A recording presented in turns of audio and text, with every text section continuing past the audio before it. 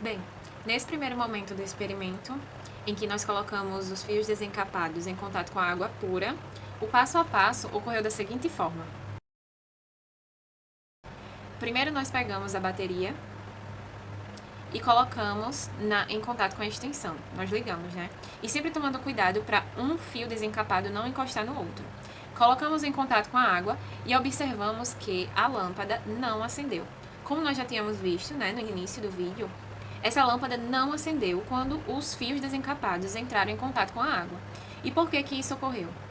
Bem, será que a água não conduz eletricidade? Eu acho que todos nós, né, já ouvimos o contrário disso. E nesse caso não é totalmente diferente. Essa água, ela não conduziu eletricidade suficiente para que essa lâmpada fosse ligada. Mas isso não quer dizer que ela não esteja energizada. Sim, ela está. Mas para que seja capaz de ligar essa lâmpada, ela precisa ter uma certa quantidade de impureza. Quanto maior a quantidade de sais minerais nessa água, menor será a resistência dessa água. Como nós vamos ver no caso a seguir.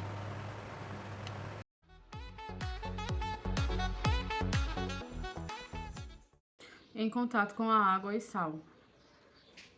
Inicialmente, limpamos os eletrodos com água destilada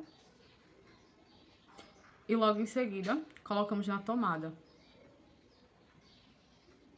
e inserimos dentro da água com o sal. Podemos observar que a lâmpada acende. Esse processo é o que chamamos de ligação iônica, que se trata de um tipo de ligação química que ocorre entre um metal e um ametal, ou entre um metal e o hidrogênio.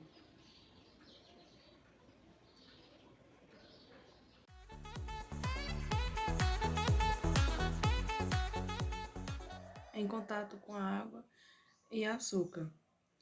Antes de colocar os eletrodos na água com açúcar, passamos um pouco de água para fazer uma limpeza rápida nos eletrodos, como a gente vê aí. A água e o açúcar é C12H22O11, são a fórmula do açúcar, né?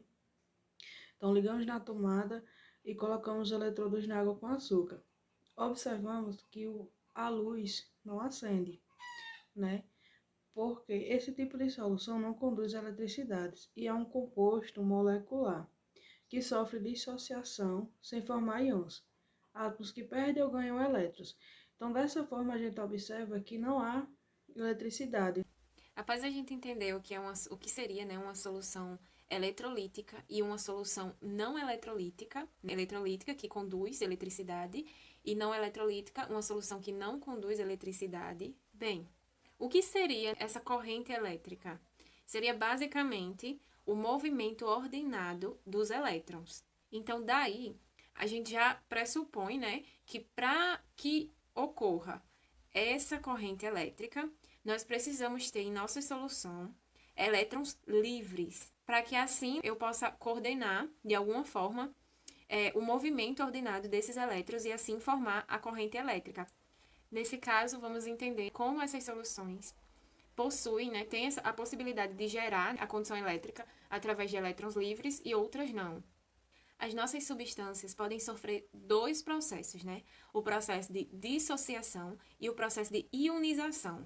E, resumidamente, a dissociação é a separação de íons já existentes. Então, isso quer dizer o quê? Que a dissociação ocorre com compostos iônicos, que são formados por íons, cátions e ânions.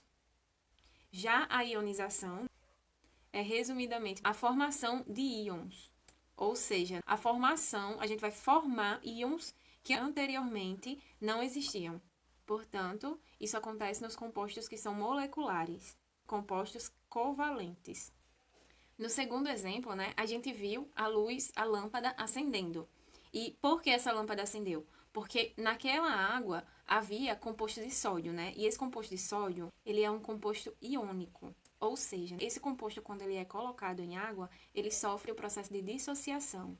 Ocorre a separação de íons que já existiam. Nesse caso, a gente conclui que existe sim uma grande quantidade de íons livres que possibilitam, né, a formação dessa corrente para que ocorra a ligação da lâmpada. Já no primeiro exemplo que a gente mostrou, nós trouxemos a água pura. E a água pura é um composto molecular. E ela sofre ionização? Sim, ela sofre ionização. Inclusive, a água ela é um composto que ela se auto-ioniza. Ela não precisa de outro solvente. Mas essa protonização gera uma quantidade de íons muito pequenas, que faz com que essa água não consiga conduzir energia suficiente para ligar a lâmpada. Nesse caso, né, a gente entende que ela conduz sim energia, mas a quantidade de íons livres que ela vai ter é muito pequena. Então, não consegue formar uma corrente elétrica que gere energia suficiente para ligar aquela lâmpada. Com isso, a gente consegue fazer uma classificação que é baseada no grau de ionização e que é calculada da seguinte maneira. Bem, tendo em mão os dados, a gente iria precisar do número de moléculas ionizadas dividido pelo número total de moléculas usadas, né, que eu usei na minha solução, vezes 100. Com esse resultado, a gente pode caracterizar o valor de alfa em 3 classificações.